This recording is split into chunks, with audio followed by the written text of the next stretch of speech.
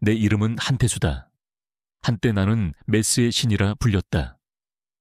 차가운 수술실, 번쩍이는 메스, 그리고 피냄새 가득한 공간 속에서 나는 생명을 구하는 일에 내 모든 것을 바쳤다. 내가 개발한 혁신적인 수술법은 수많은 환자들에게 새로운 삶을 선사했고 나는 의료계의 전설로 불렸다. 하지만 그 모든 영광은 오래전에 사라졌다. 지금 나는 먼지 쌓인 유리 진열대 뒤에서 낡은 의료기구들을 손질하며 하루를 보낸다. 삑, 삑, 녹슨 가위와 핀셋을 만지는 소리만이 나의 단조로운 일상을 채운다. 사람들은 나를 그저 묵묵히 의료기구만 고치는 평범한 늙은이로 안다. 그들은 내가 과거에 어떤 삶을 살았는지, 어떤 지옥을 거쳐 이 자리에 숨어 있는지 전혀 알지 못한다. 내 오른손 목에는 희미한 흉터가 남아있다. 뜨거운 불에 데인 듯한 흉터. 그것은 내가 과거 수술 중 생긴 것이었다.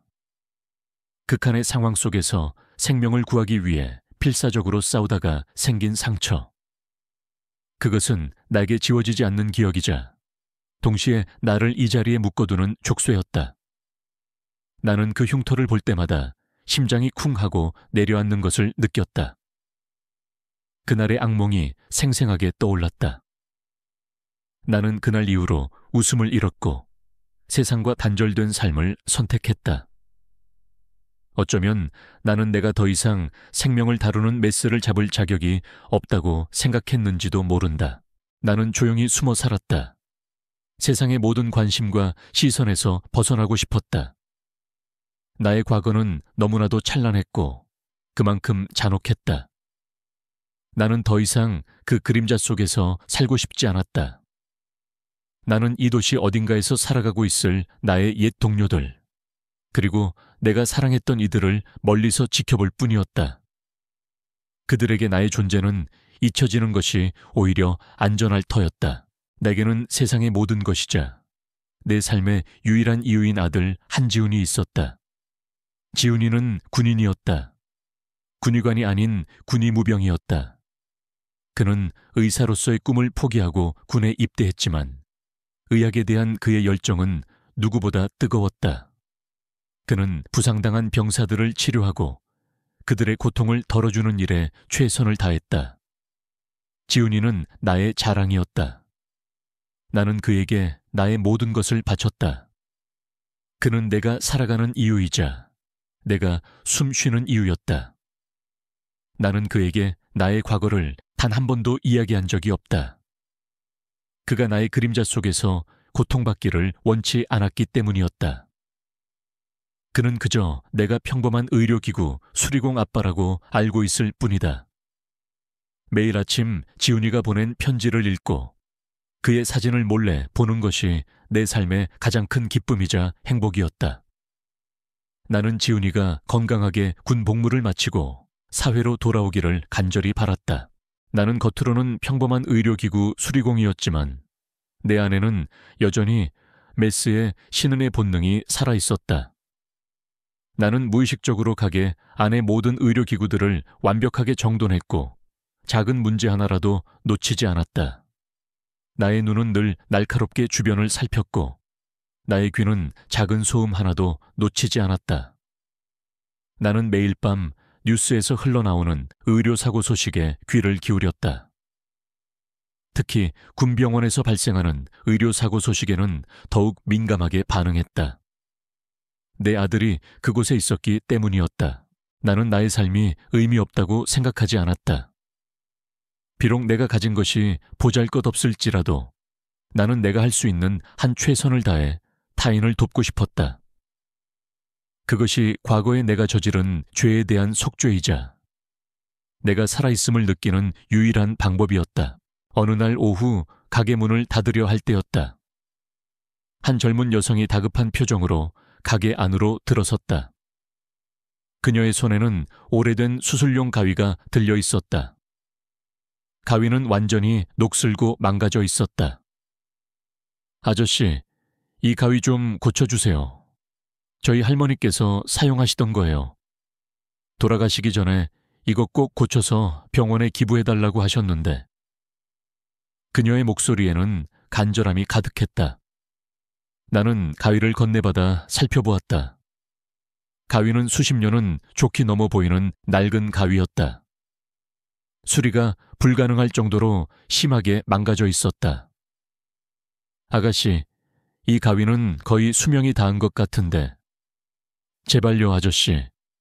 이거 저희 할머니께 드린 마지막 약속이에요.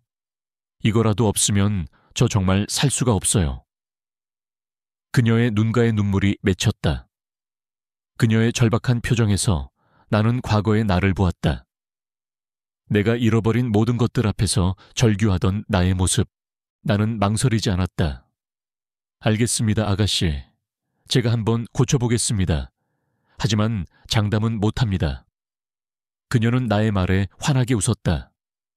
정말요? 정말 고맙습니다, 아저씨. 제가 비용은 얼마든지 드릴게요. 돈은 됐습니다. 제가 해드릴 수 있는 일이니까요. 나는 밤샘을 마다하지 않고 가위를 고쳤다. 낡은 가위의 모든 부품을 분해하고 망가진 부품을 새로 만들었다. 나의 손은 빠르고 정확했다. 나는 나의 모든 기술과 경험을 쏟아부었다. 며칠 후 가위는 새 것처럼 빛나고 있었다. 나는 그녀에게 가위를 건네주었다. 그녀는 가위를 받아들고 감격에 겨워 눈물을 흘렸다. 아저씨, 정말 감사합니다. 정말 감사합니다. 제가 어떻게 이 은혜를 갚아야 할지. 아닙니다, 아가씨. 제가 할 일을 했을 뿐입니다. 이제 이 가위와 함께 행복하게 사세요. 그녀는 나의 손을 잡고 따뜻하게 미소 지었다. 그녀의 작은 웃음 속에서 나는 내가 살아가는 의미를 찾았다. 나는 나의 삶이 의미 없다고 생각하지 않았다.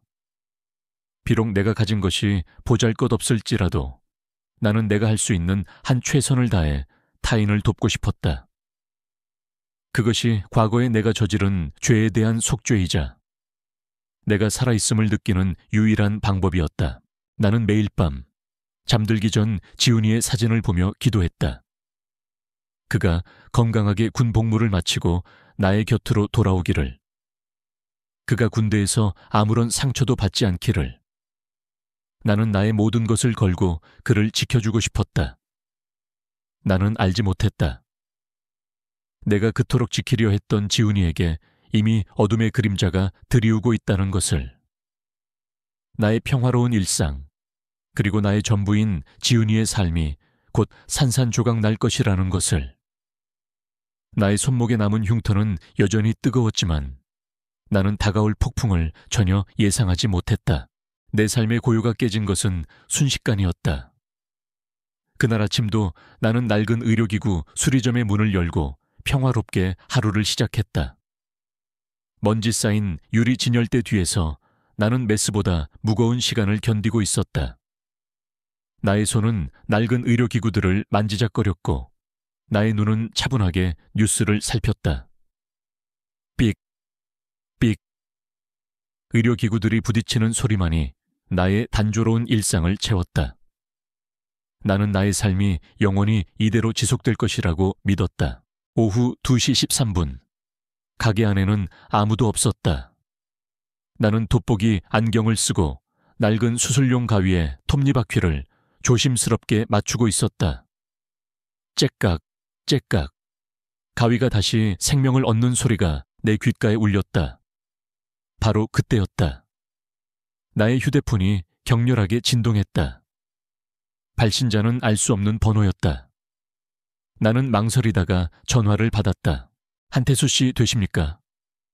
목소리는 차분했지만 그 속에는 알 수 없는 긴장감이 서려 있었다. 나는 나의 존재가 외부에는 알려지지 않았다고 생각했기에 순간 당황했다. 그런데요. 따님 한지훈 군의 군병원 수술 관련해서 드릴 말씀이 있습니다. 나는 휴대폰을 떨어뜨릴 뻔했다. 심장이 쿵 하고 떨어지는 것을 느꼈다. 지훈이라니. 내 아들 지훈이가 군병원에서 무슨 일이라도 생겼다는 말인가. 내 심장은 미친 듯이 뛰기 시작했다. 무슨 말씀이십니까? 지훈이가 무슨 일이라도 생겼단 말입니까? 나의 목소리는 떨렸다. 나는 거친 숨을 몰아쉬었다. 한태수 씨, 진정하십시오. 한지훈 군은 현재 군병원에서 치료를 받고 있습니다. 생명에는 지장이 없습니다. 하지만 수술 중 의료사고가 발생했습니다. 나는 전화를 끊고 곧바로 군병원으로 달려갔다. 병원은 이미 혼란에 빠져 있었다. 군 관계자들과 의료진들이 분주하게 오가고 있었고 병원 로비에는 수많은 기자들이 모여들어 취재 경쟁을 벌이고 있었다. 나는 지훈이의 이름을 외치며 수술실로 향했다. 수술실 앞에는 군 관계자들과 의료진들이 모여 있었다. 그들의 얼굴에는 긴장감과 함께 알 수 없는 불안감이 서려 있었다. 나는 그들에게 지훈이의 아버지라고 밝히고 지훈이의 상태를 물었다. 한지훈 군의 아버지 되십니까? 죄송합니다. 한지훈 군은 현재 중환자실에 있습니다. 의료사고가 발생했습니다. 군 관계자의 목소리는 차분했지만 그 속에는 알 수 없는 냉담함이 느껴졌다. 나는 그의 말을 믿을 수 없었다. 내 아들 지훈이가 의료사고를 냈다니. 지훈이는 누구보다 꼼꼼하고 실력 있는 의무병이었다. 나는 수술실 CCTV 영상을 확인하겠다고 요청했다. 그들이 내 아들의 잘못이라고 주장하는 영상. 나는 그들의 주장을 믿을 수 없었다. 나는 수많은 수술을 집도했고 수많은 CCTV 영상을 검토했다. 나는 그 속에서 진실을 찾아낼 수 있을 것이라고 믿었다. 군 관계자는 잠시 망설이더니 결국 내게 수술실 CCTV 영상을 보여주었다. 화면 속에는 지훈이가 수술에 참여하고 있는 모습이 담겨 있었다. 그는 능숙하게 의료기구들을 다루고 있었다. 하지만 수술 도중 지훈이가 특정 의료기구를 잘못 사용하는 듯한 장면이 나타났다. 그리고 그로 인해 환자의 상태가 급격히 나빠지는 모습이 보였다. 영상은 흐릿했지만 지훈이의 실수가 명백한 듯 보였다. 나는 영상을 보는 내내 심장이 쿵하고 떨어지는 것을 느꼈다. 내 아들 지훈이가 의료사고를 냈다니. 나는 그럴 리 없다고 생각했지만 영상 속 지훈이의 실수는 명백해 보였다. 나는 절망감에 휩싸였다.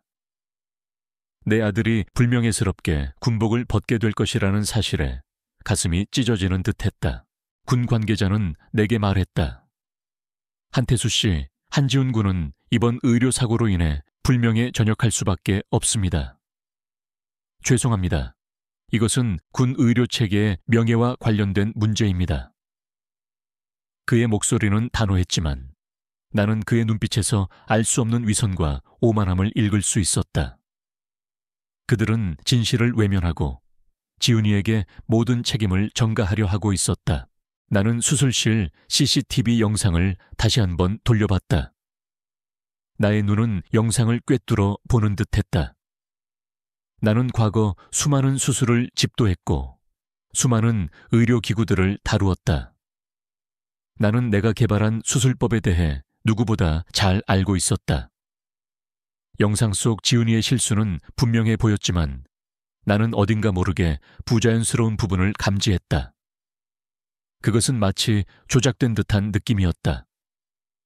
특정 시점에서 화면이 흐려지거나 각도가 미묘하게 바뀌는 등 나는 군 관계자에게 영상이 조작되었을 가능성이 있다고 주장했다. 하지만 그는 나의 주장을 비웃었다. 한태수 씨, 지금 무슨 말씀을 하시는 겁니까? 이건 국방부에서 정식으로 인정한 영상입니다. 조작이란요? 당신의 아들이 의료사고를 낸 것을 인정하고 받아들이십시오. 그의 목소리에는 경멸과 짜증이 가득했다. 그는 내가 그저 아들을 감싸려는 아버지로만 보는 듯했다. 나는 더 이상 그에게 기대할 것이 없다는 것을 깨달았다. 군 병원은 내 편이 아니었다. 그들은 진실을 은폐하려 하고 있었다. 나는 분노에 치밀어 올랐다. 내 아들이 억울하게 누명을 쓰고 불명예 전역을 할 위기에 처했는데 나는 아무것도 할 수 없었다. 나는 나의 과거를 떠올렸다. 내가 메스의 신이라 불리던 시절, 나는 수많은 생명을 구했다. 하지만 지금의 나는 내 아들 하나 지키지 못하는 무능한 아버지였다. 자괴감이 밀려왔다. 그때 나의 눈에 들어온 사람이 있었다. 바로 군병원 외과과장 김중이었다. 그는 언론에서 천재 외과의사로 불렸지만 나는 그의 눈빛에서 알 수 없는 오만함과 냉철함을 읽을 수 있었다. 그는 수술실 CCTV 영상을 보며 희미하게 미소를 짓고 있었다. 나는 직감했다. 그가 이 모든 일의 배후에 있을 것이라고. 그는 지훈이를 희생시켜 자신의 명예를 지키고 자신의 이익을 챙기려 했던 것이다. 나는 그에게 다가가 그의 이름을 불렀다. 김중희 과장님. 김중희 과장은 나를 보며 의아한 표정을 지었다. 그는 나를 알지 못하는 듯했다. 누구십니까? 저는 지금 바쁩니다. 나는 그의 눈을 똑바로 응시했다. 저는 한지훈 군의 아버지입니다. 그리고 김중희 과장님께서 사용하시는 그 수술법, 제가 최초로 개발한 수술법입니다. 나의 말에 김중희 과장의 얼굴이 굳어졌다. 그의 눈빛은 흔들리기 시작했다. 그는 내가 평범한 의료기구 수리공이 아니라는 것을 직감한 듯했다. 그의 얼굴에는 당황함과 함께 알 수 없는 두려움이 스쳤다. 무슨 말씀이신지 나는 그의 말을 잘라내고 말했다. 그 수술법은 제가 30년 전에 개발한 겁니다.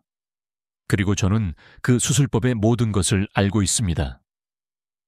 영상 속 지훈이의 실수는 조작된 것입니다. 당신이 그렇게 만든 거죠? 나의 목소리는 낮았지만 단호했다. 김중희 과장은 더 이상 변명하지 못했다. 그는 고개를 숙인 채 아무 말도 하지 못했다. 그의 얼굴에는 절망감이 가득했다. 그때 군 관계자가 내게 다가와 김중희 과장을 보호하려 했다. 한태수 씨, 지금 무슨 말씀을 하시는 겁니까? 김중희 과장님은 이 사건과 아무런 관련이 없습니다. 나는 그의 말을 무시했다. 나는 김중희 과장의 눈을 똑바로 응시했다. 김중희 과장님, 당신은 당신의 명예와 이익을 위해 무고한 제 아들을 희생시켰습니다. 당신은 의사로서 가장 중요한 윤리를 저버렸습니다. 저는 당신의 모든 악행을 세상에 알릴 것입니다.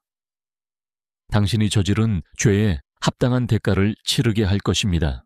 나는 김중희 과장을 뒤로하고 병원을 나섰다.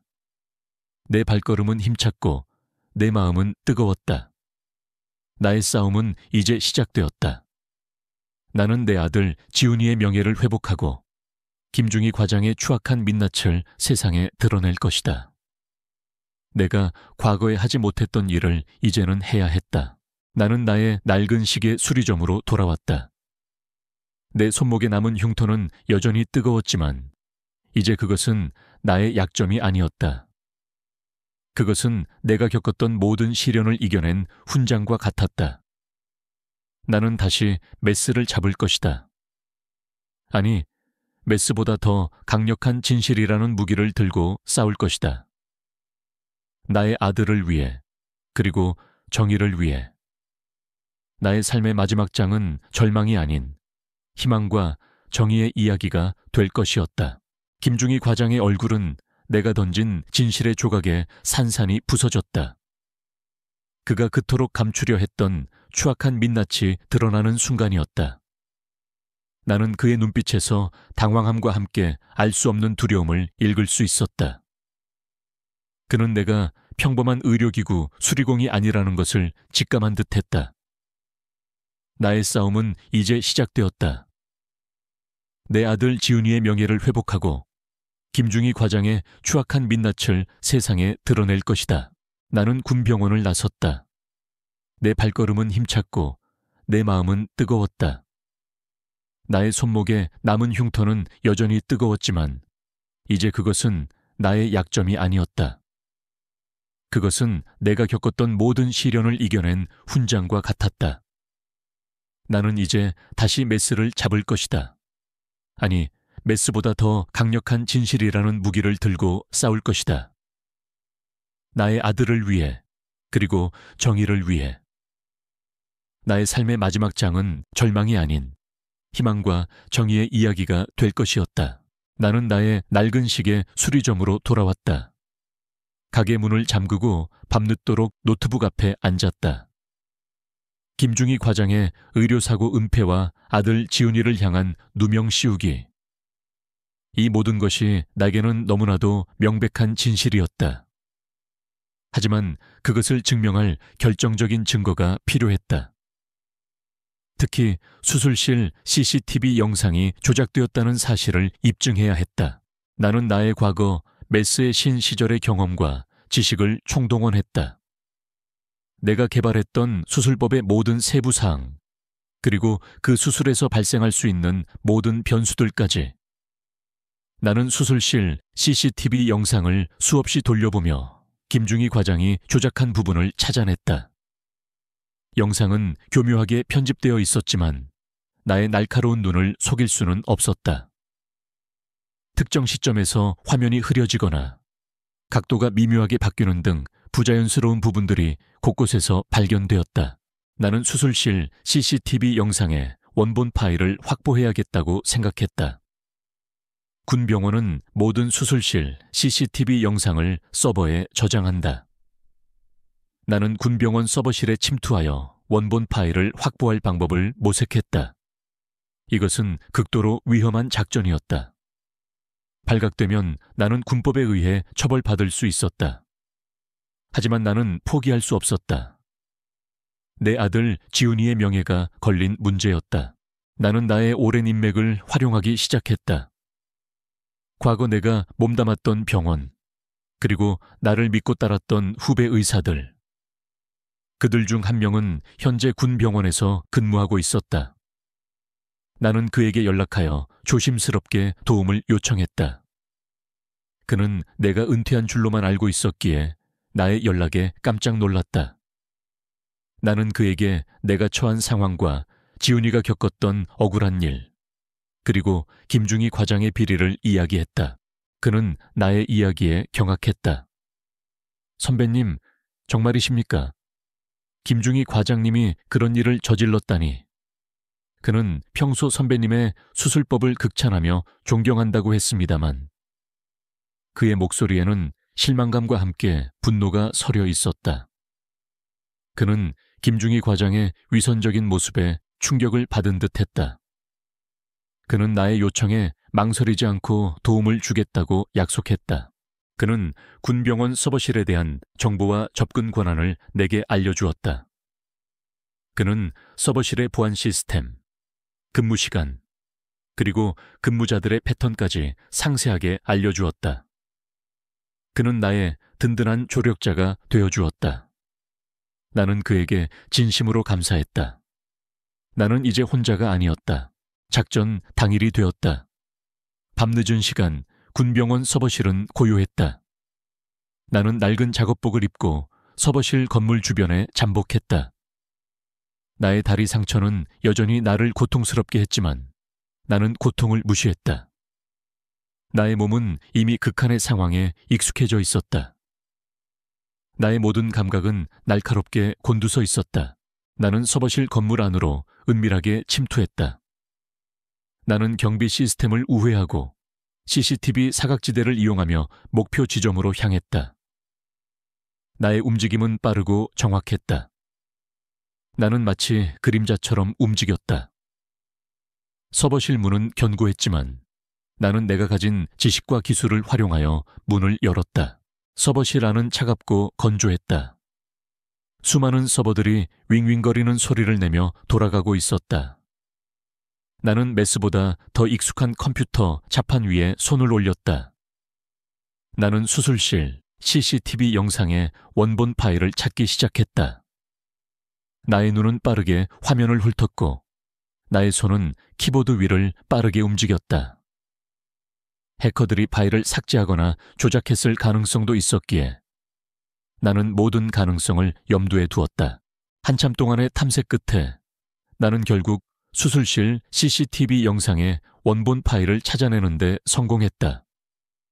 파일은 암호로 보호되어 있었다. 나는 암호를 해독하기 위해 애썼다. 김중희 과장이 즐겨 사용하던 암호 패턴들을 떠올렸다. 며칠 밤낮으로 노력한 끝에 나는 결국 암호를 해독하는 데 성공했다. 암호는 그의 생일과 아내의 이름이 조합된 단순한 것이었다. 그의 오만함이 그를 파멸로 이끌 것이다. 원본 파일을 다운로드하고 분석하는 동안 나는 충격적인 진실과 다시 마주했다. 김중희 과장은 지훈이의 의료사고를 고의적으로 조작했을 뿐만 아니라 그 외에도 수많은 의료사고들을 은폐하고 조작했다는 사실이 드러났다. 그는 자신의 실수를 덮기 위해 무고한 환자들을 희생시키고 다른 의사들에게 책임을 전가했다. 그는 자신의 명예와 이익을 위해 모든 것을 서슴지 않았다. 나는 그의 추악한 민낯의 치를 떨었다. 나는 모든 증거 자료들을 나의 작은 USB에 담았다. 이것이 바로 김중희 과장의 모든 악행을 증명할 결정적인 증거였다. 나는 이 USB를 어떻게 활용해야 할지 고민했다. 나는 그를 법의 심판대에 세우고 그의 추악한 민낯을 만천에 드러낼 것이다. 내 아들 지훈이의 억울함을 갚아줄 것이다. 나는 군병원 서버실을 빠져나왔다. 나의 몸은 피곤했지만 나의 마음은 뜨거웠다. 나는 이제 더 이상 혼자가 아니었다. 내게는 지훈이의 명예를 회복해야 한다는 사명, 그리고 김중희 과장의 악행을 세상에 폭로해야 한다는 강한 의지가 있었다. 나는 나의 낡은 시계 수리점으로 돌아왔다. 밤늦도록 노트북 앞에 앉아 확보한 증거 자료들을 다시 검토했다. 수술실 CCTV 영상 원본 파일, 김중희 과장의 의료사고 조작 기록, 그리고 그가 저질렀던 다른 범죄 행위들에 대한 증거들까지. 나는 이 모든 것을 철저하게 정리했다. 나는 이 모든 것을 혼자 감당할 수 없다는 것을 알았다. 김중희 과장의 뒤에는 분명히 더 큰 세력이 숨어 있을 것이다. 나는 나를 도울 수 있는 사람을 찾아야 했다. 그때 내 머릿속에 한 사람이 떠올랐다. 나의 과거 의료계 동료이자 정의로운 신념을 가진 유명 언론사의 탐사보도 전문 기자였다. 그는 나의 과거 메스의 신 시절을 누구보다 잘 알고 있었다. 나는 그 기자에게 연락하여 이 모든 사실을 이야기했다. 그는 나의 이야기에 경악했다. 특히 수술실 CCTV 영상 원본 파일을 보자마자 그는 경악을 금치 못했다. 세상에 이런 일이, 김중희 과장이 저런 악마 같은 짓을 저질렀다니. 한태수 교수님, 이 증거 저에게 주십시오. 제가 이 모든 것을 세상에 알리겠습니다. 김중희 과장의 추악한 민낯을 만천에 드러낼 겁니다. 기자의 눈빛은 분노와 함께 정의감으로 불타올랐다. 그는 내가 가진 증거들을 보자마자 흥분했다. 그는 이 모든 것이 자신의 언론 인생을 걸어야 할 만큼 엄청난 파장을 불러올 것이라는 것을 알았지만 그는 진실을 알릴 것이다.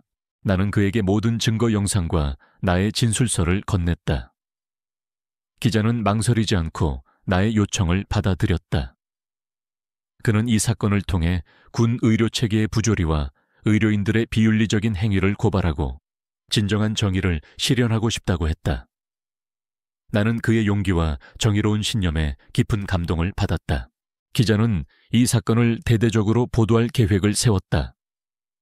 그는 단순히 기사를 쓰는 것을 넘어 전 국민에게 생중계되는 특별시사 다큐멘터리를 제작하여 지훈이의 억울한 의료사고와 김중희 과장의 추악한 만행을 전 국민에게 알릴 계획을 세웠다. 그는 이 다큐멘터리를 통해 김중희 과장의 가면을 벗기고 그의 추악한 민낯을 만천에 드러낼 것이다. 나는 그의 치밀함과 정의로운 집념에 놀랐다. 나는 나의 낡은 시계를 다시 한번 꺼내 들었다.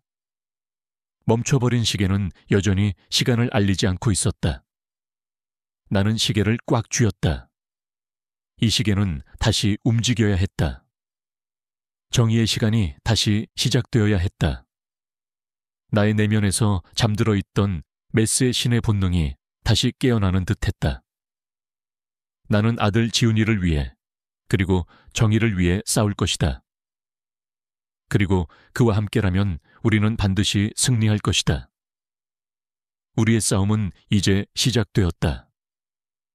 나의 삶은 이제 하나의 작은 이야기가 아니라 세상의 운명을 결정할 거대한 대서사시가 되고 있었다. 다큐멘터리 방영 후 대한민국은 충격과 분노에 휩싸였다.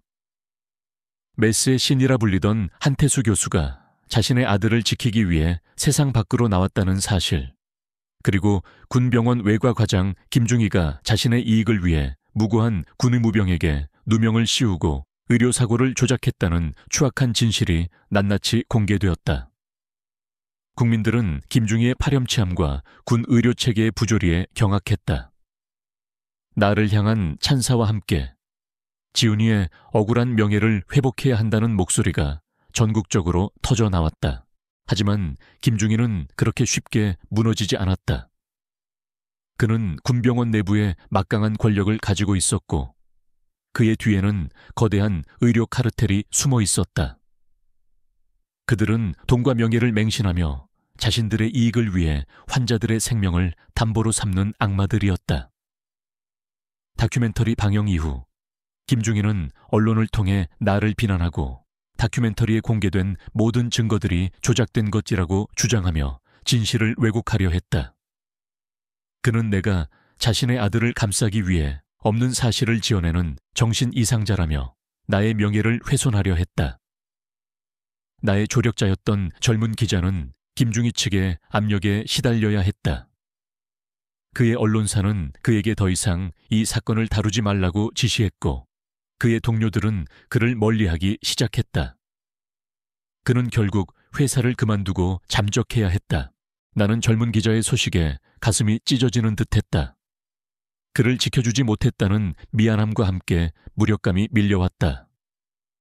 김중희는 나의 가장 소중한 것들을 하나씩 빼앗으려 하고 있었다.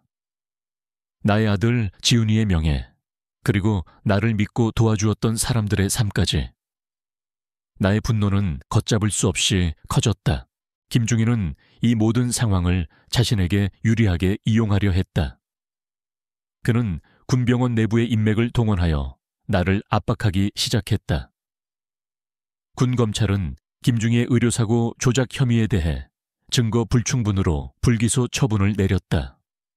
그들은 김중희의 위선과 비리를 눈감아주려 했다. 나는 다시 한번 거대한 벽에 부딪힌 듯한 절망감을 느꼈다. 법과 정의가 나를 외면하는 듯했다. 나는 이 모든 것을 혼자 감당하기에는 너무나도 벅찼다. 나의 낡은 몸은 피곤했지만 나의 정신은 날카로웠다. 나는 내가 가진 지식과 지혜를 활용하여 그들의 공격에 맞서야 했다. 나는 이 사회의 모든 부조리와 불의에 맞서 싸울 것이다.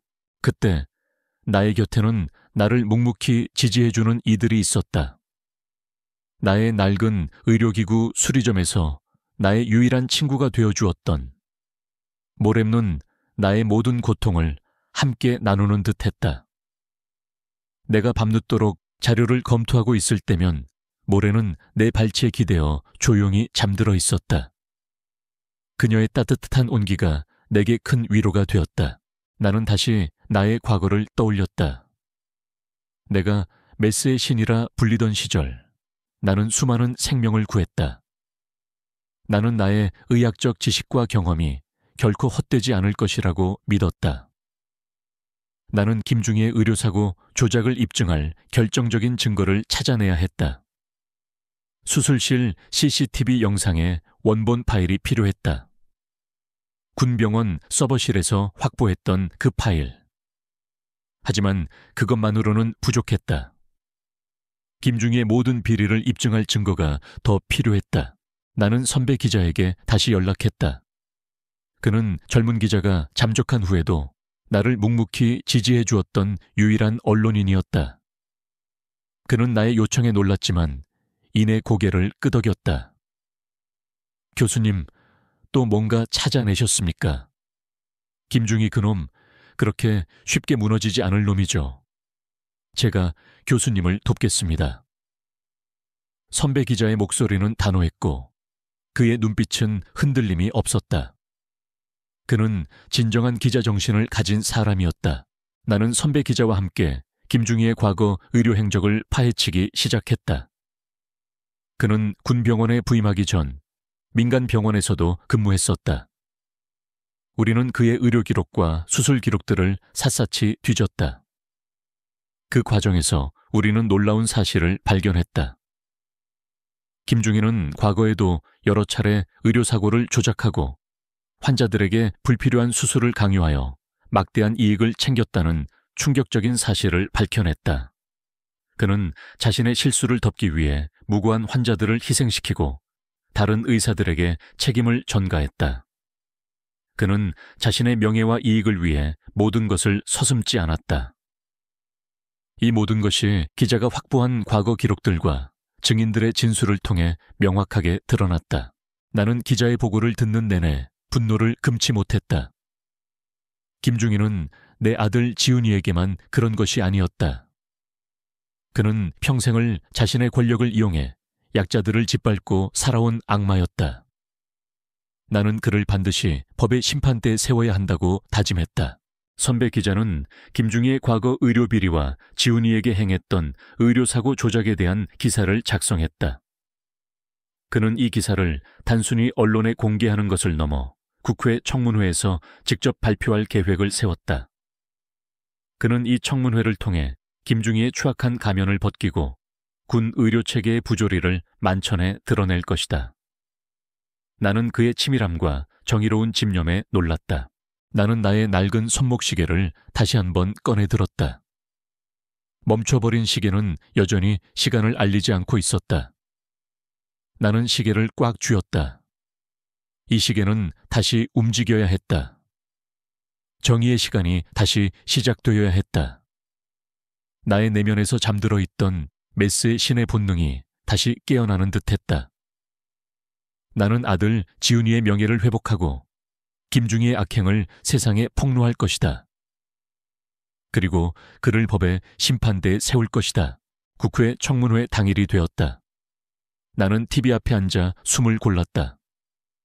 화면 속에는 내가 아는 모든 사람들이 있었다.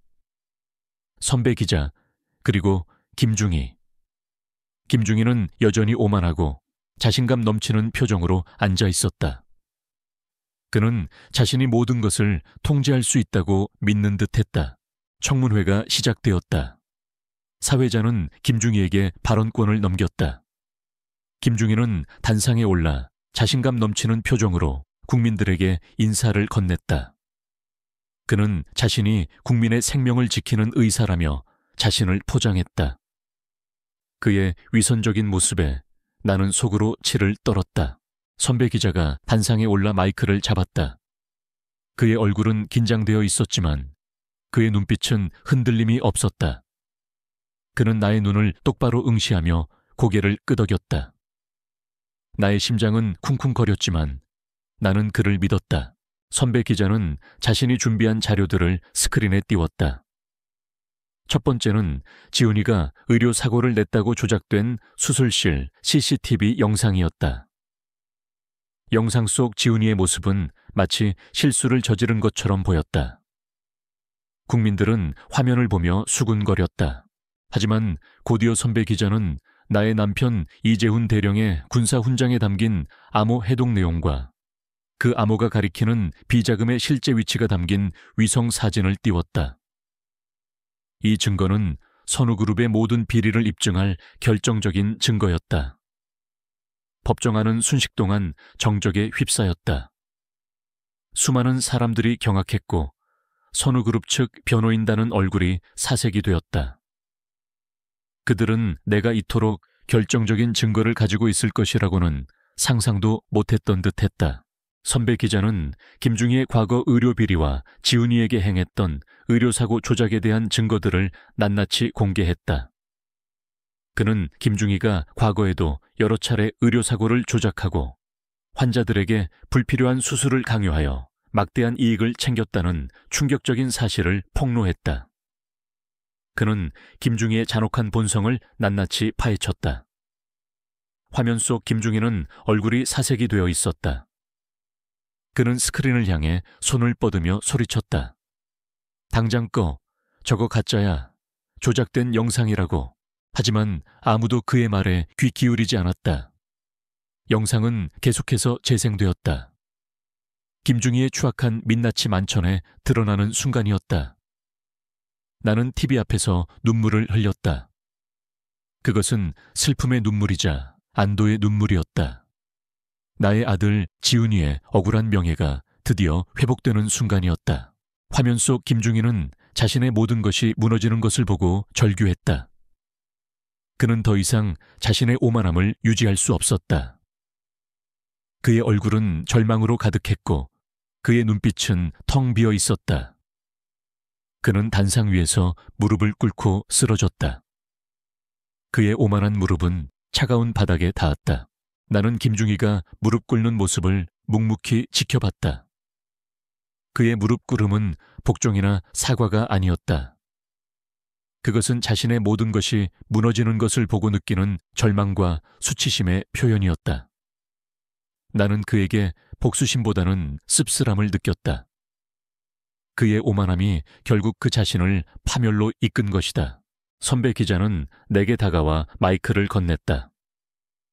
한태수 교수님, 마지막으로 한 말씀 해주시겠습니까? 나는 마이크를 잡고 단상에 섰다. 내 몸은 낡고 허리도 굽었지만 내 눈빛은 흔들림이 없었다. 나는 전 국민이 지켜보는 앞에서 나의 이야기를 시작했다. 안녕하십니까? 저는 한태수입니다. 과거 메스의 신이라 불리던 외과 의사였습니다. 저는 오늘 이 자리에서 저의 아픈 과거와 저의 아들이 겪었던 억울한 일에 대해 이야기하고자 합니다. 나는 지훈이의 억울한 의료사고와 김중희의 추악한 비리에 대해 담담하게 이야기했다. 나의 목소리는 떨리지 않았다. 오히려 단호하고 감동적이었다. 나의 이야기는 논리적인 주장이 아니라 한 인간의 진솔한 고백이었다. 저는 이 자리에 복수를 위해 온 것이 아닙니다. 저는 그저 진실이 밝혀지고 정의가 실현되기를 바랄 뿐입니다. 그리고 다시는 저와 같은 아픔을 겪는 의사나 무고한 환자들이 생기지 않기를 바랍니다. 돈과 권력으로 생명을 경시하고 진실을 은폐하는 세상은 더 이상 존재해서는 안 됩니다. 나의 말이 끝나자 시청자 게시판은 폭주했고 청문회장은 숙연해졌다. 그리고 곧이어 전국 각지에서 전화 연결이 폭주했다. 사람들은 나의 용기와 신념에 박수를 보냈고 나의 아픔에 공감했다. 나는 눈물을 흘렸다. 그것은 슬픔의 눈물이자 안도의 눈물이었다. 나의 삶의 마지막 장은 절망이 아닌 희망과 정의의 이야기가 되고 있었다. 화면 속 김중희는 여전히 무릎을 꿇은 채 고개를 숙이고 있었다. 나는 그를 향해 말했다. 김중희 씨, 당신이 저지른 죄는 용서받기 힘들겠지만 당신이 진심으로 반성하고 새로운 삶을 살기를 바랍니다. 당신은 의사로서 가장 중요한 윤리를 저버렸습니다. 이제 당신은 당신의 죄에 대한 대가를 치러야 할 것입니다. 나의 말에 김중희의 어깨가 미세하게 떨렸다. 그는 고개를 들지 못했다. 그의 눈에서는 눈물이 흘러내리고 있었다. 청문회는 그렇게 끝이 났다. 김중희는 곧바로 구속 수감되었고 그의 모든 의료 비리가 밝혀졌다. 그는 의사 면허를 박탈당하고 실형을 선고받았다. 군병원 내부의 비리도 낱낱이 파헤쳐졌고 관련자들은 모두 처벌받았다. 나의 아들 지훈이는 억울한 누명을 벗고 명예를 회복했다. 그는 불명예 전역이 아닌 명예로운 전역을 하게 되었다. 정의는 마침내 완벽하게 실현되었다. 나는 법정을 나섰다. 수많은 기자들이 내게 달려와 질문을 쏟아냈지만 나는 아무 말도 하지 않았다. 그저 희미한 미소를 지을 뿐이었다. 나는 나의 낡은 손목시계를 다시 한번 꺼내 들었다. 멈춰버렸던 시계는 이제 다시 째깍거리며 시간을 알리고 있었다. 그것은 나의 희망과 사명을 상징하는 존재가 되었다. 나의 삶은 이제 하나의 작은 이야기가 아니라 사회 전체의 변화를 이끄는 거대한 물결이 되고 있었다. 나는 그 물결 속에서 나의 역할을 충실히 해낼 것이다. 남편 이재훈 대령의 살인사건이 재수사되고 나의 아버지와 오메가 티말의 비밀 임무가 세상에 드러나면서 대한민국은 거대한 충격에 휩싸였다. 선우그룹의 추악한 비리와 그들이 30년간 은폐해왔던 진실들이 낱낱이 밝혀지면서 국민들은 분노와 경악을 금치 못했다. 폐지 줍는 할머니의 진실 추적, 대한민국을 뒤흔들다. 재벌가의 검은 역사, 결국 빛을 보다. 언론은 연일 나의 이야기를 대서특필했고 나는 이제 명실상부한 정의의 아이콘 기자, 국민 할머님으로 불리게 되었다. 하지만 나는 그런 명성이나 찬사에 관심이 없었다. 나의 유일한 목표는 남편과 아버지의 억울한 죽음을 밝히고 그들이 목숨을 바쳐 지키려 했던 정의를 이 사회에 완전히 뿌리내리는 것이었다.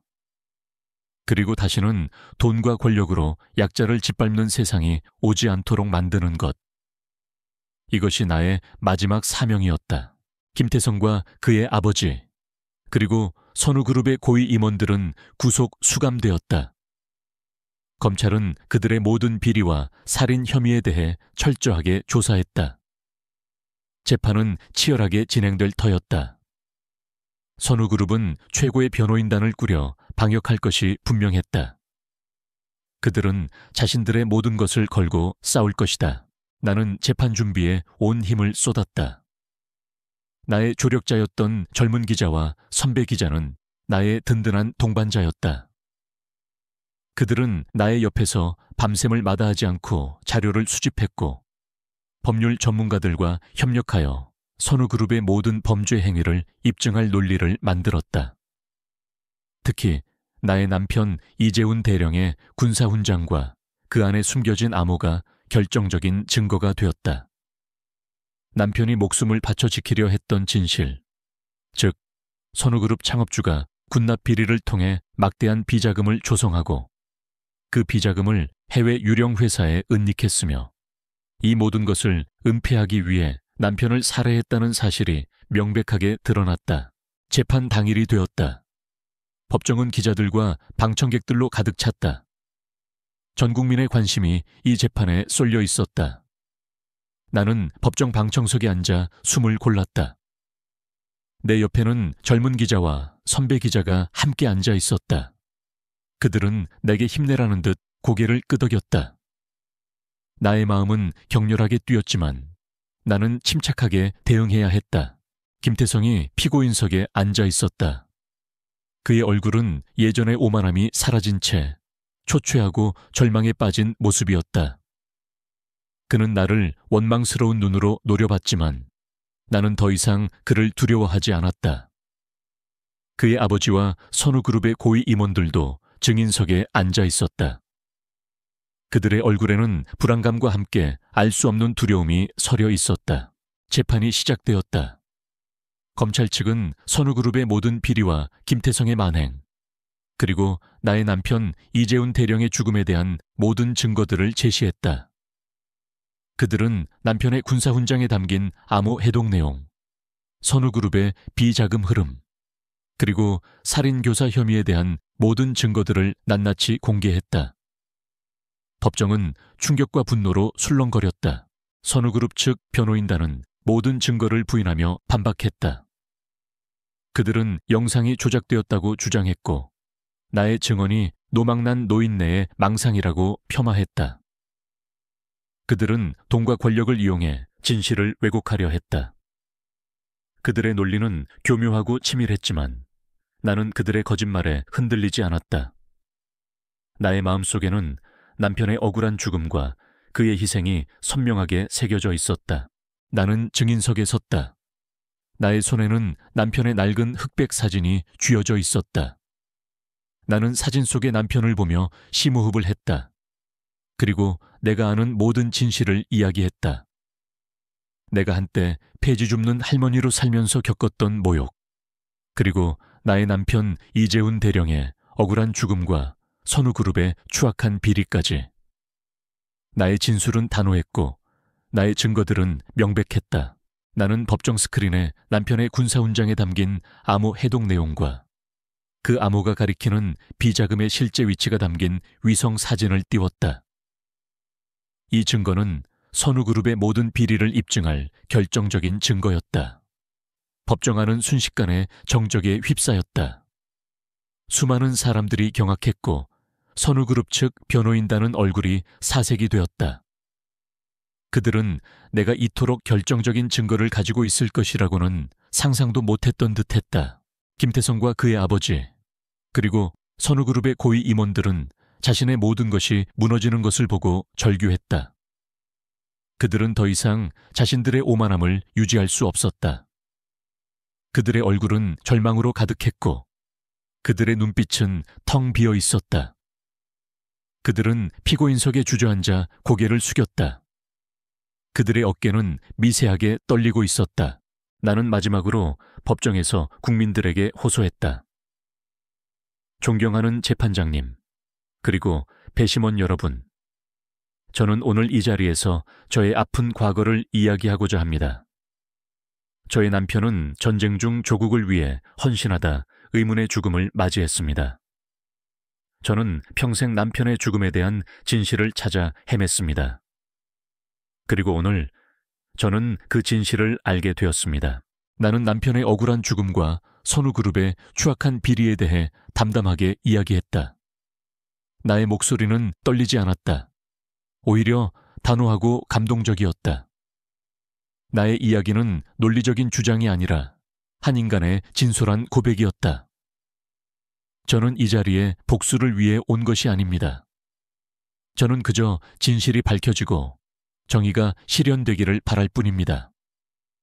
그리고 다시는 저와 같은 아픔을 겪는 사람이 없기를 바랍니다. 돈과 권력으로 진실을 덮고 약자들을 짓밟는 세상은 더 이상 존재해서는 안 됩니다. 나의 말이 끝나자 시청자 게시판은 폭주했고 토론회장은 숙연해졌다. 그리고 곧이어 전국 각지에서 전화 연결이 폭주했다. 사람들은 나의 용기와 신념에 박수를 보냈고 나의 아픔에 공감했다. 나는 눈물을 흘렸다. 그것은 슬픔의 눈물이자 안도의 눈물이었다. 나의 삶의 마지막 장은 절망이 아닌 희망과 정의의 이야기가 되고 있었다. 화면 속 김태성은 여전히 무릎을 꿇은 채 고개를 숙이고 있었다. 나는 그를 향해 말했다.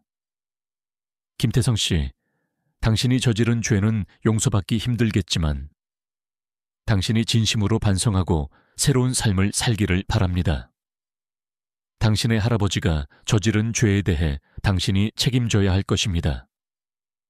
나의 말에 김태성의 어깨가 미세하게 떨렸다. 그는 고개를 들지 못했다. 그의 눈에서는 눈물이 흘러내리고 있었다. 재판장은 최종 판결을 내렸다. 김태성과 그의 아버지, 그리고 선우그룹의 고위 임원들은 남편에 대한 살인교사 혐의, 군납비리, 비자금 조성 및 은닉 혐의로 모두 유죄 판결을 받았다. 그들은 자신들의 죄에 합당한 대가를 치르게 되었다. 선우그룹은 해체되었고 그들의 모든 재산은 몰수되어 국가에 귀속되었다. 그들의 몰락은 너무나도 철저하고 처참했다. 정의는 마침내 완벽하게 실현되었다. 나는 법정을 나섰다. 수많은 기자들이 내게 달려와 질문을 쏟아냈지만 나는 아무 말도 하지 않았다. 그저 희미한 미소를 지을 뿐이었다. 나는 나의 낡은 앨범 속 사진을 다시 한번 꺼내 들었다. 사진 속의 남편은 여전히 늠름하게 서 있었다. 그의 군복에 달려있던 훈장은 이제 더 이상 미스터리가 아니었다. 그것은 남편이 목숨을 바쳐 지키려 했던 진실을 상징하는 것이었다. 나는 사진을 꽉 쥐었다. 나의 삶은 이제 하나의 작은 이야기가 아니라 사회 전체의 변화를 이끄는 거대한 물결이 되고 있었다. 나는 그 물결 속에서 나의 역할을 충실히 해낼 것이다. 나는 나의 삶이 이 모든 시련을 통해 더욱 단단해지고 깊어졌음을 깨달았다. 과거의 상처는 아물었고 나는 나 자신을 완전히 받아들였다. 나는 더 이상 숨거나 도망치지 않는다. 나는 당당하게 나의 길을 걸어갈 것이다. 나의 목표는 명확했다. 남편의 명예를 되찾고 정의를 세우는 것, 그리고 나의 과거와 정면으로 맞서는 것. 나의 삶의 마지막 장은 절망이 아닌 희망과 정의의 이야기가 될 것이었다. 선우그룹을 향한 국민들의 분노는 식을 줄 몰랐다. 토론회 이후 선우그룹의 주가는 폭락했고 불매운동은 전례 없는 규모로 확산되었다. 그들의 모든 계열사들이 심각한 경영위기에 직면했다. 김태성은 구속 수감되었고 그의 아버지와 선우그룹의 고위 임원들도 검찰의 소환조사를 받았다. 남편의 억울한 죽음과 선우그룹의 추악한 비리가 낱낱이 밝혀지면서 사회는 거대한 정의의 물결로 출렁였다. 나는 이제 더 이상 폐지 줍는 할머니가 아니었다. 나는 이 시대의 진정한 영웅이자 정의를 실현한 사람으로 불리게 되었다. 나의 이야기는 전 국민에게 큰 울림을 주었고 많은 사람들이 나의 용기와 신념에 찬사를 보냈다. 언론은 나를 국민 할머니라 부르며 나의 일거수일투족에 관심을 가졌다. 나의 작은 방에는 수많은 편지와 선물들이 배달되었고 사람들은 내게 위로와 격려를 건넸다. 하지만 나는 그런 명성이나 찬사에 관심이 없었다. 내가 원했던 것은 오직 진정한 정의를 실현하고 남편의 억울한 죽음을 밝히는 것이었다. 그리고 다시는 나와 같은 아픔을 겪는 사람이 없도록 이 사회를 바꾸는 것이었다. 나는 재판을 준비하는데 온 힘을 쏟았다. 나의 남편 이재훈의 죽음과 관련된 모든 증거들을 다시 검토하고 선우그룹의 비리를 낱낱이 파헤쳤다. 나의 조력자였던 젊은 기자와 선배 기자는 나의 든든한 동반자였다. 그들은 나의 옆에서 밤샘을 마다하지 않고 자료를 수집했고 법률 전문가들과 협력하여 선우그룹의 모든 범죄 행위를 입증할 논리를 만들었다. 특히 나의 남편 이재훈 대령의 군사훈장과 그 안에 숨겨진 암호가 결정적인 증거가 되었다. 남편이 목숨을 바쳐 지키려 했던 진실, 즉 선우그룹 창업주가 군납 비리를 통해 막대한 비자금을 조성하고 그 비자금을 해외 유령 회사에 은닉했으며 이 모든 것을 은폐하기 위해 남편을 살해했다는 사실이 명백하게 드러났다. 재판은 치열하게 진행될 터였다. 선우그룹은 최고의 변호인단을 꾸려 방역할 것이 분명했다. 그들은 자신들의 모든 것을 걸고 싸울 것이다. 재판 당일이 되었다. 법정은 기자들과 방청객들로 가득 찼다. 전 국민의 관심이 이 재판에 쏠려 있었다. 나는 법정 방청석에 앉아 숨을 골랐다. 내 옆에는 젊은 기자와 선배 기자가 함께 앉아 있었다. 그들은 내게 힘내라는 듯 고개를 끄덕였다. 나의 마음은 격렬하게 뛰었지만 나는 침착하게 대응해야 했다. 김태성이 피고인석에 앉아 있었다. 그의 얼굴은 예전의 오만함이 사라진 채 초췌하고 절망에 빠진 모습이었다. 그는 나를 원망스러운 눈으로 노려봤지만 나는 더 이상 그를 두려워하지 않았다. 그의 아버지와 선우그룹의 고위 임원들도 증인석에 앉아 있었다. 그들의 얼굴에는 불안감과 함께 알 수 없는 두려움이 서려 있었다. 재판이 시작되었다. 검찰 측은 선우그룹의 모든 비리와 김태성의 만행, 그리고 나의 남편 이재훈 대령의 죽음에 대한 모든 증거들을 제시했다. 그들은 남편의 군사훈장에 담긴 암호 해독 내용, 선우그룹의 비자금 흐름, 그리고 살인교사 혐의에 대한 모든 증거들을 낱낱이 공개했다. 법정은 충격과 분노로 술렁거렸다. 선우그룹 측 변호인단은 모든 증거를 부인하며 반박했다.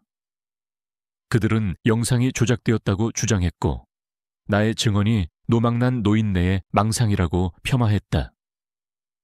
그들은 돈과 권력을 이용해 진실을 왜곡하려 했다. 그들의 논리는 교묘하고 치밀했지만 나는 그들의 거짓말에 흔들리지 않았다. 나의 마음속에는 남편의 억울한 죽음과 그의 희생이 선명하게 새겨져 있었다. 나는 증인석에 섰다. 나의 손에는 남편의 낡은 흑백 사진이 쥐어져 있었다. 나는 사진 속의 남편을 보며 심호흡을 했다. 그리고 내가 아는 모든 진실을 이야기했다. 내가 한때 폐지 줍는 할머니로 살면서 겪었던 모욕, 그리고 나의 남편 이재훈 대령의 억울한 죽음과 선우그룹의 추악한 비리까지. 나의 진술은 단호했고 나의 증거들은 명백했다. 나는 법정 스크린에 남편의 군사훈장에 담긴 암호 해독 내용과 그 암호가 가리키는 비자금의 실제 위치가 담긴 위성 사진을 띄웠다. 이 증거는 선우그룹의 모든 비리를 입증할 결정적인 증거였다. 법정안은 순식간에 정적에 휩싸였다. 수많은 사람들이 경악했고 선우그룹 측 변호인단은 얼굴이 사색이 되었다. 그들은 내가 이토록 결정적인 증거를 가지고 있을 것이라고는 상상도 못했던 듯했다. 김태성과 그의 아버지, 그리고 선우그룹의 고위 임원들은 자신의 모든 것이 무너지는 것을 보고 절규했다. 그들은 더 이상 자신들의 오만함을 유지할 수 없었다. 그들의 얼굴은 절망으로 가득했고 그들의 눈빛은 텅 비어 있었다. 그들은 피고인석에 주저앉아 고개를 숙였다. 그들의 어깨는 미세하게 떨리고 있었다. 나는 마지막으로 법정에서 국민들에게 호소했다. 존경하는 재판장님, 그리고 배심원 여러분, 저는 오늘 이 자리에서 저의 아픈 과거를 이야기하고자 합니다. 저의 남편은 전쟁 중 조국을 위해 헌신하다 의문의 죽음을 맞이했습니다. 저는 평생 남편의 죽음에 대한 진실을 찾아 헤맸습니다. 그리고 오늘 저는 그 진실을 알게 되었습니다. 나는 남편의 억울한 죽음과 선우그룹의 추악한 비리에 대해 담담하게 이야기했다. 나의 목소리는 떨리지 않았다. 오히려 단호하고 감동적이었다. 나의 이야기는 논리적인 주장이 아니라 한 인간의 진솔한 고백이었다. 저는 이 자리에 복수를 위해 온 것이 아닙니다. 저는 그저 진실이 밝혀지고 정의가 실현되기를 바랄 뿐입니다. 그리고 다시는 저와 같은 아픔을 겪는 사람이 없기를 바랍니다. 돈과 권력으로 진실을 덮고 약자들을 짓밟는 세상은 더 이상 존재해서는 안 됩니다. 나의 말이 끝나자 시청자 게시판은 폭주했고 토론회장은 숙연해졌다. 그리고 곧이어 전국 각지에서 전화 연결이 폭주했다. 사람들은 나의 용기와 신념에 박수를 보냈고 나의 아픔에 공감했다. 나는 눈물을 흘렸다. 그것은 슬픔의 눈물이자 안도의 눈물이었다. 나의 삶의 마지막 장은 절망이 아닌 희망과 정의의 이야기가 되고 있었다. 화면 속 김태성은 여전히 무릎을 꿇은 채 고개를 숙이고 있었다. 나는 그를 향해 말했다. 김태성 씨, 당신이 저지른 죄는 용서받기 힘들겠지만 당신이 진심으로 반성하고 새로운 삶을 살기를 바랍니다. 당신의 할아버지가 저지른 죄에 대해 당신이 책임져야 할 것입니다. 나의 말에 김태성의 어깨가 미세하게 떨렸다. 그는 고개를 들지 못했다. 그의 눈에서는 눈물이 흘러내리고 있었다. 재판장은 최종 판결을 내렸다. 김태성과 그의 아버지, 그리고 선우그룹의 고위 임원들은 남편에 대한 살인교사 혐의, 군납비리, 비자금 조성 및 은닉 혐의로 모두 유죄 판결을 받았다. 그들은 자신들의 죄에 합당한 대가를 치르게 되었다. 선우그룹은 해체되었고 그들의 모든 재산은 몰수되어 국가에 귀속되었다. 그들의 몰락은 너무나도 철저하고 처참했다. 정의는 마침내 완벽하게 실현되었다. 나는 법정을 나섰다. 수많은 기자들이 내게 달려와 질문을 쏟아냈지만 나는 아무 말도 하지 않았다. 그저 희미한 미소를 지을 뿐이었다. 나는 나의 낡은 앨범 속 사진을 다시 한번 꺼내 들었다. 사진 속의 남편은 여전히 늠름하게 서 있었다. 그의 군복에 달려있던 훈장은 이제 더 이상 미스터리가 아니었다. 그것은 남편이 목숨을 바쳐 지키려 했던 진실을 상징하는 것이었다.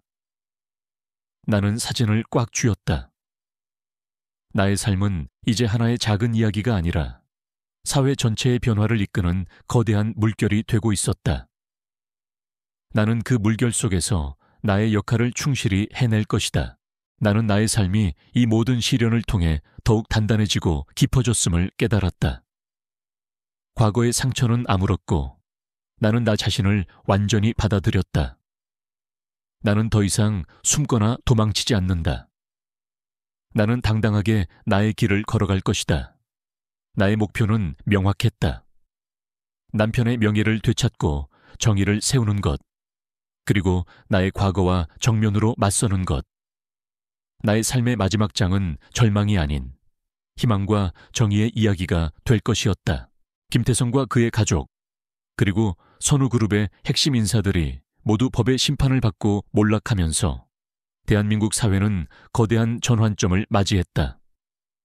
재벌가의 오만함과 그들이 은폐했던 추악한 역사가 낱낱이 밝혀지면서 국민들은 분노를 넘어선 자각을 경험했다. 언론은 연일 이 사건을 정의의 승리이자 국민의 힘을 보여준 사건으로 평가했다. 나는 이제 명실상부한 국민 할머니이자 불의에 맞서 싸운 진정한 영웅으로 자리매김했다. 하지만 나는 그런 명성이나 찬사에 안주하지 않았다. 내가 원했던 것은 단순히 개인적인 복수나 명예회복이 아니었다. 남편 이재훈 대령의 억울한 죽음을 밝히고 그가 목숨을 바쳐 지키려 했던 정의를 이 사회에 뿌리내리는 것, 그리고 다시는 돈과 권력으로 약자를 짓밟는 세상이 오지 않도록 만드는 것. 이것이 나의 마지막 사명이었다.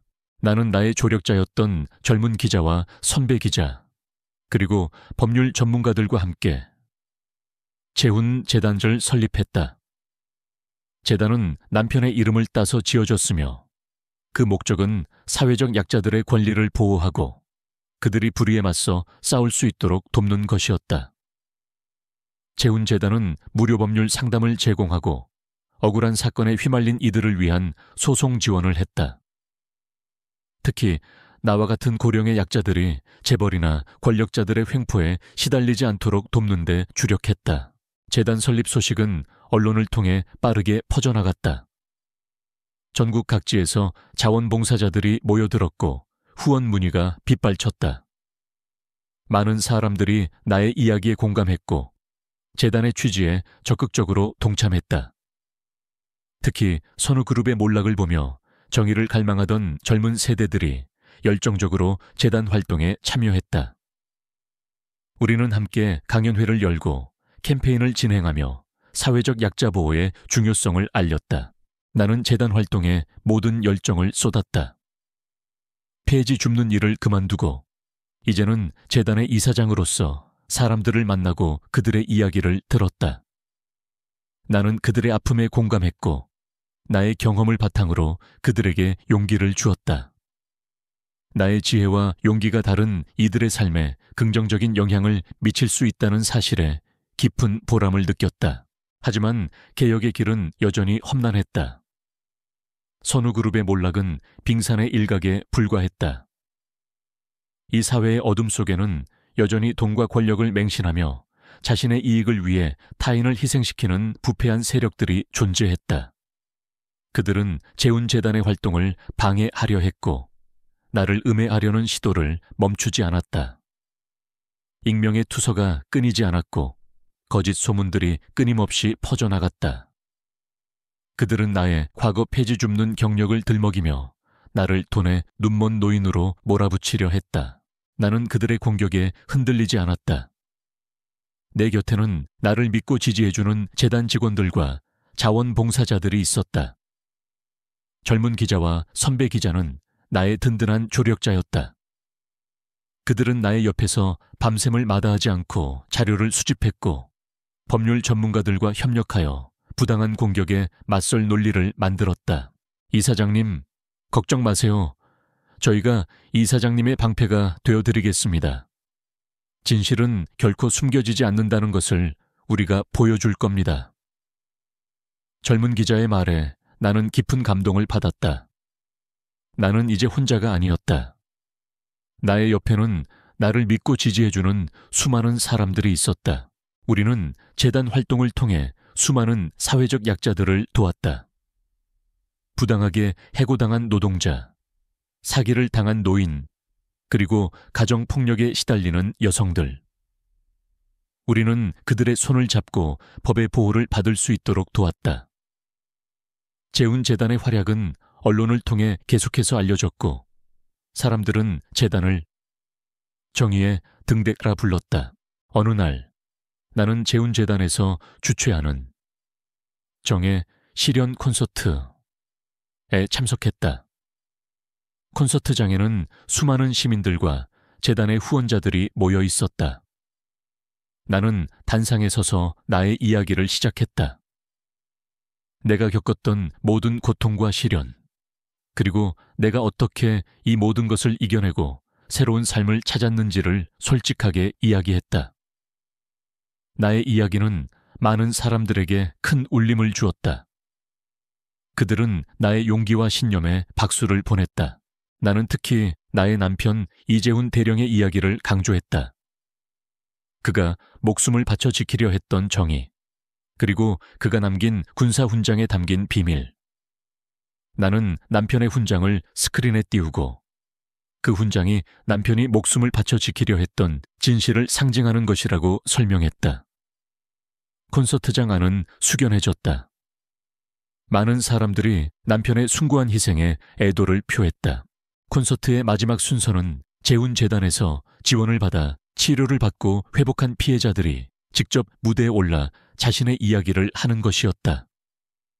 그들은 밝은 표정으로 노래를 불렀고 자신의 경험담을 이야기하며 다른 이들에게 용기를 주었다.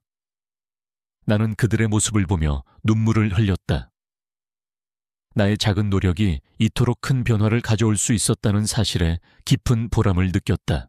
콘서트가 끝난 후 나는 재훈재단의 후원자들과 함께 밤늦도록 이야기를 나누었다. 그들은 나의 이야기에 깊이 공감했고 재단의 활동을 전폭적으로 지지하겠다고 약속했다. 나는 그들의 따뜻한 마음에 감사했다. 나는 이제 더 이상 외롭지 않았다. 나의 옆에는 나를 믿고 지지해주는 수많은 사람들이 있었다.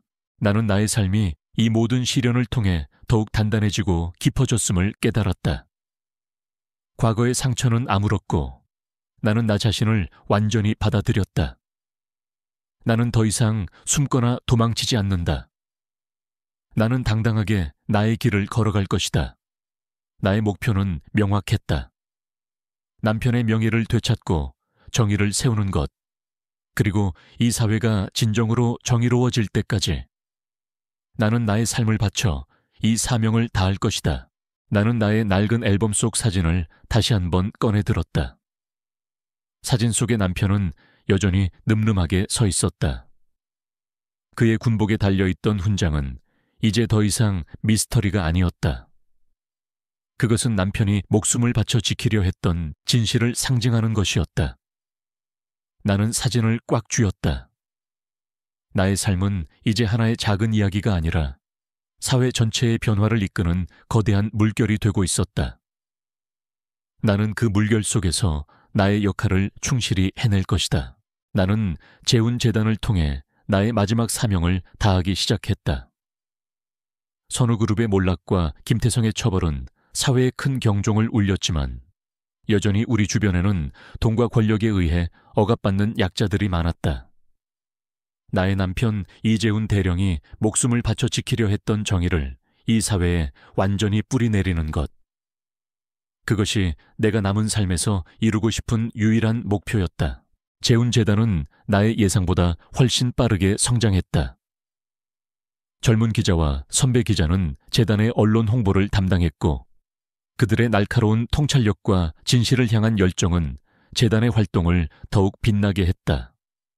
변호사들과 법률 전문가들, 그리고 수많은 자원봉사자들이 재단의 뜻에 동참했다. 그들은 나의 이야기에 공감했고 사회적 약자들을 돕는 데 기꺼이 자신의 시간과 재능을 바쳤다.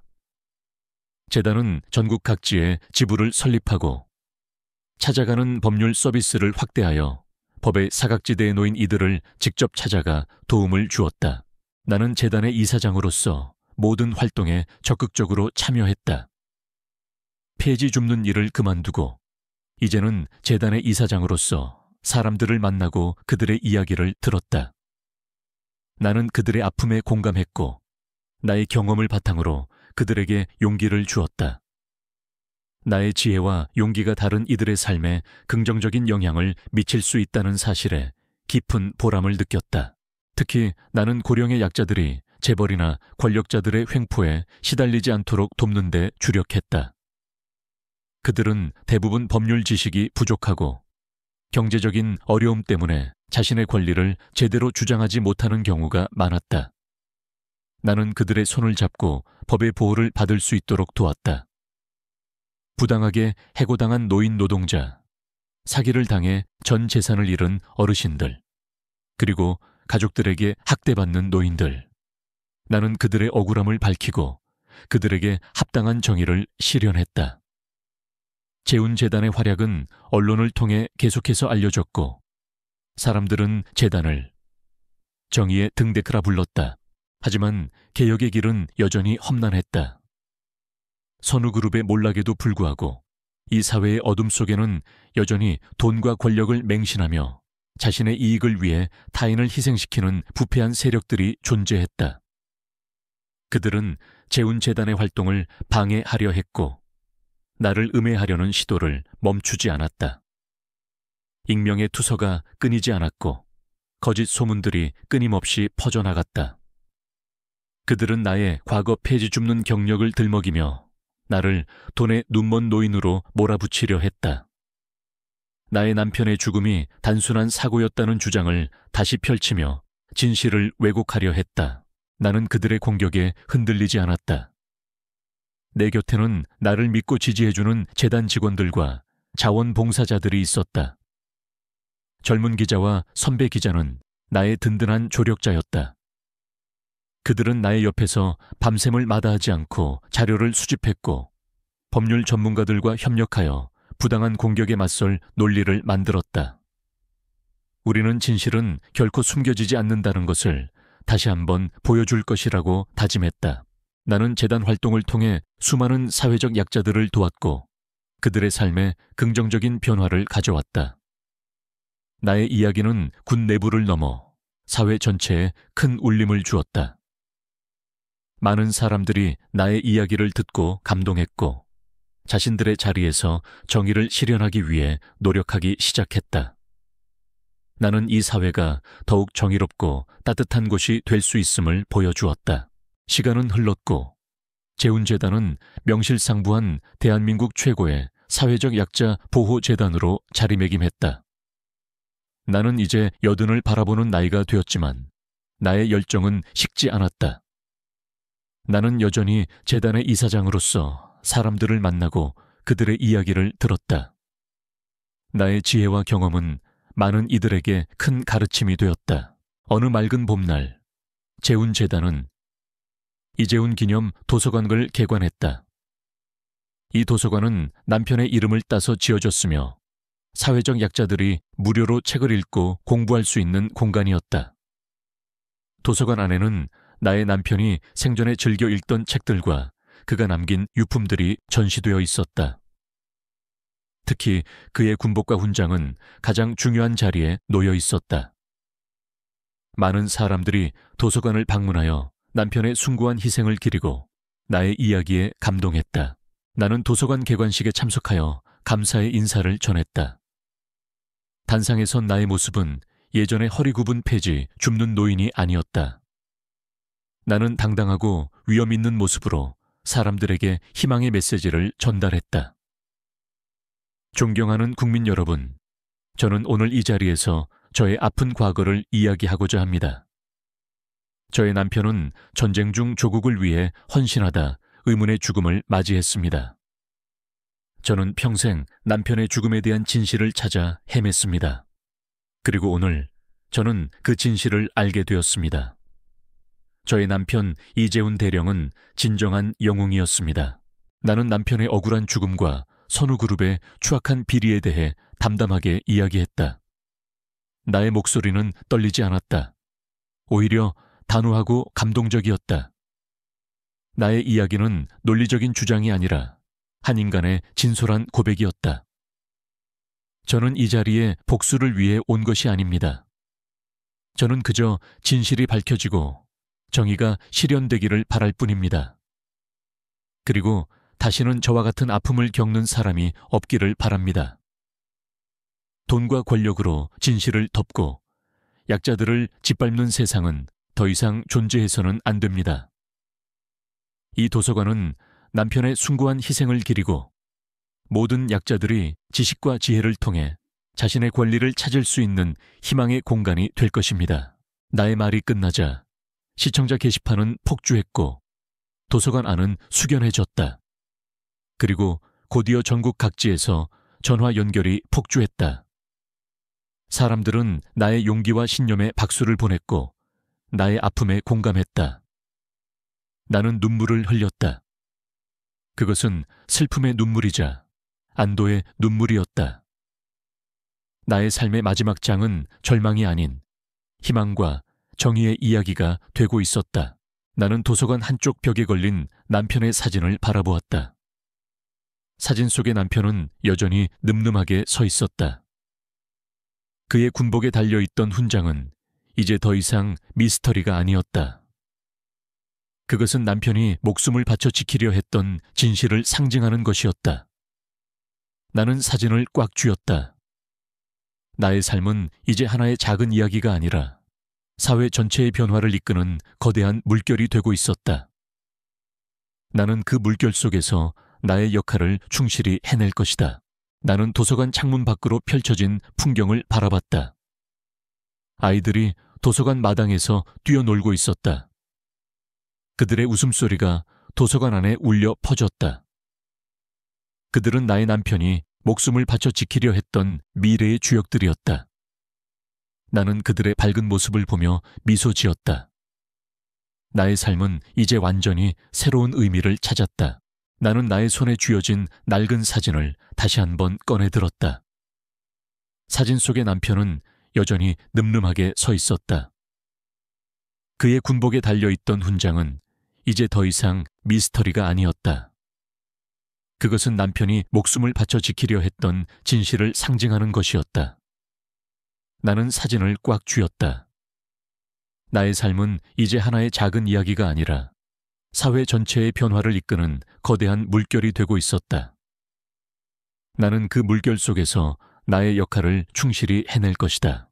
그날 폐지 줍는 할머니를 무시하던 재벌 3세는 다음 날 할머니 앞에서 무릎 꿇고 용서를 비는 모습이 전 국민에게 생중계됐습니다. 당신은 어쩌면 이 이야기를 통해 알 수 없는 감동과 전율을 느끼셨을지도 모릅니다. 이 세상 어딘가에는 여전히 이복순 할머니 같은 조용한 영웅들이 존재하고 그들은 당신의 기대를 뛰어넘는 방식으로 정의를 실현하고 있습니다. 당신의 주변에도 이복순 할머니 같은 용기 있는 누군가가 있을지도 모릅니다. 그들을 지지하고 그들의 목소리에 귀 기울여 주십시오. 우리가 함께라면 이 세상은 더욱 아름다운 곳이 될 것입니다.